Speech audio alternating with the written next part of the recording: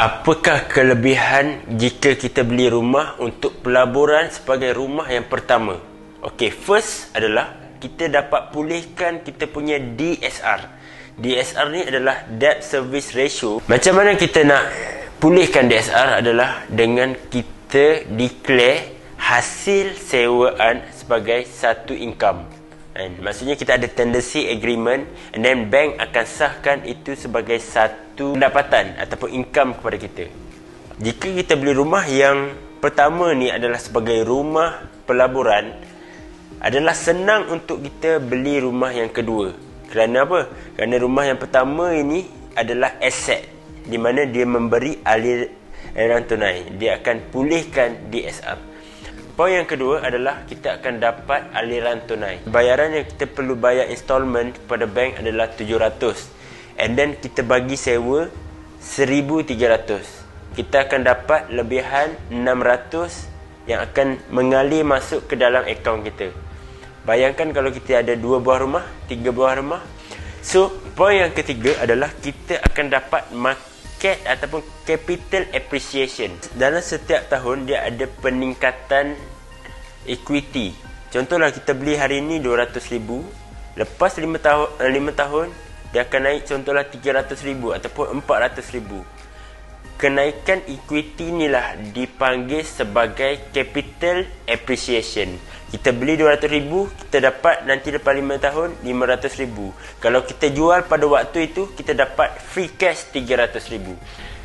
Okey, poin saya yang keempat adalah pelaburan hartanah adalah pelaburan yang paling senang di muka bumi ini. Sebab apa? Sebab kita menggunakan others people money. Kalaulah kita beli rumah harga 300,000, kita hanya perlukan 10% daripada kita, and then selebihnya kita menggunakan duit bank. Dan yang membayar loan tu adalah penyewa. And then kita dapat lagi aliran tunai yang positif daripada hasil lebihan sewa. Boleh jadi kita pada awalnya kita tak ada kelayakan untuk beli rumah yang mahal. Kita mestilah mula-mula kerja starting gaji 2,000, 3,000 kan. So, boleh jadi kita tak ada kelayakan untuk beli hartanah-hartanah idaman. Nah, macam banglo, rumah landed kan. Tetapi apa yang kita boleh buat adalah kita mulakan dengan rumah pelaburan yang sederhana, high rise, low cost, rumah flat ataupun rumah medium cost yang mass market. Maksudnya ramai orang duduk. So apabila kita beli, pada contohlah kita beli tahun ni, and then bila lepas 5 tahun, harga property yang kita beli ni dah meningkat. Dia punya equity telah meningkat. Dan pada waktu itu kita boleh jual dengan harga yang lebih tinggi, dan kita boleh entry. Kita boleh entry rumah yang kita idamkan. Contoh rumah banglo, rumah teres. Masa tu kita dah ada cash. Sebab apa? Sebab rumah yang awal-awal kita beli tu, dia punya equity telah meningkat, and then kita ada cash untuk kita beli rumah idaman. Dalam masa 5 tahun, korang dah ada kenaikan gaji. Bila gaji dah meningkat, kita punya kelayakan untuk beli rumah yang lebih mahal lebih terjamin. Maksudnya bank pun tengok, okey boleh lepas. Pada waktu tu kita perlukan cash untuk kita bayar deposit. Sebab itulah kita menggunakan market appreciation yang kita beli awal-awal itu. Kita jual, kita dapat cash untuk kita entry property yang kita idamkan. Okey, apa pula kelebihan jika kita beli rumah pertama untuk on stay ataupun untuk kita tinggal bersama keluarga yang tersayang, ataupun kita saja nak duduk seorang kat situ kan. So apa dia punya kelebihan berbanding dengan pelaburan? Poin yang pertama adalah apabila kita beli rumah untuk on stay, itu adalah rumah kita. Cuba korang bayangkan barang yang korang pinjam dengan barang yang korang punya, mana yang korang lebih jaga? Sudah tentu kita akan lebih sayang, lebih suka benda yang kita jaga kan. Rumah yang kita beli untuk kita stay, kita akan jaga dengan betul berbanding daripada rumah yang kita beli dan kita bagi sewakan kepada orang. Rumah tu dah jadi apa pun kita tak tahu. Poin yang kedua adalah kita bebas untuk renovate ataupun untuk lakukan apa saja terhadap rumah yang kita beli untuk on stay. Kalaulah kita menyewa contohnya kita limit, Kita nak cat pun kita rasa terhalang. Kalaulah rumah kita sendiri, kita boleh cat, hias, renovate dapur, renovate ceiling. Sebab rumah adalah syurga kita. Betul tak? Kita stres, kita balik rumah, kita nak satu suasana yang tenang, yang damai. So kita boleh renovate tempat tu as what we want. Apa pula cabaran jika kita beli rumah untuk pelaburan? Ada beberapa cabaran, dan cabaran yang pertama adalah jika kita tak ada penyewa.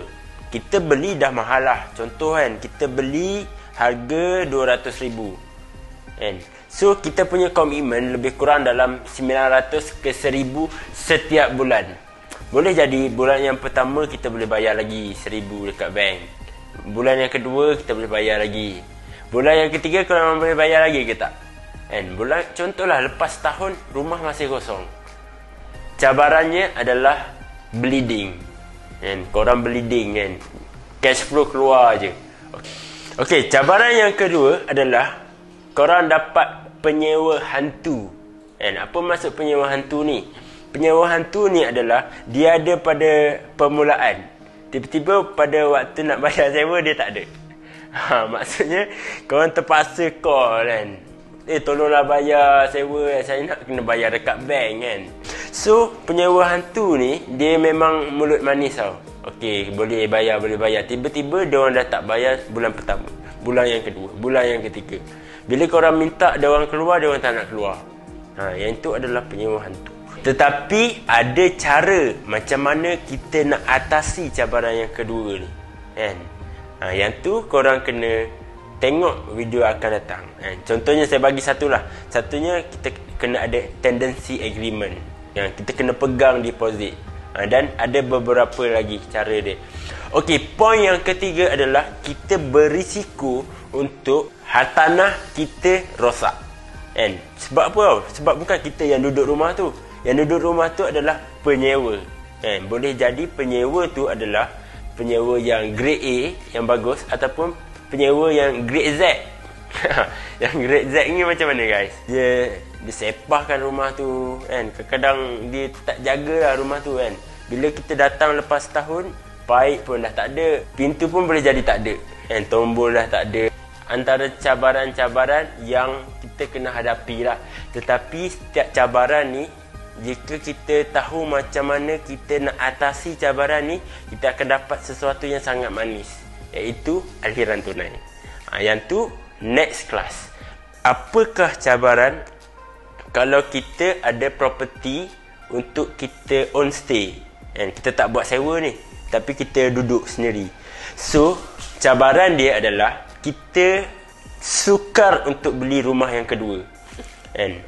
Kalaulah rumah untuk pelaburan, kita beli first untuk pelaburan, peluang untuk beli rumah yang kedua tu besar. Tapi kalau kita beli rumah untuk kita stay dulu, peluang untuk beli rumah yang kedua tu kecil sangat. Sebab apa? Sebab kita punya DSR, debt service ratio, dah terjejas. Bank tengok, oh dia ni dah ada komitmen, boleh ke dia nak beli rumah yang lagi satu. Cabaran yang kedua adalah rumah yang kita stay itu adalah liability dan bukan aset. Dalam istilah perniagaan, cash keluar. Cash keluar, setiap bulan keluar dan tak ada duit masuk. Itu adalah liability. Apabila kita beli satu rumah untuk kita duduk, sudah tentu kita tak dapat income kan. So kita kena hadap setiap bulan kita kena bayar. Sebab itulah perancangan keuangan penting.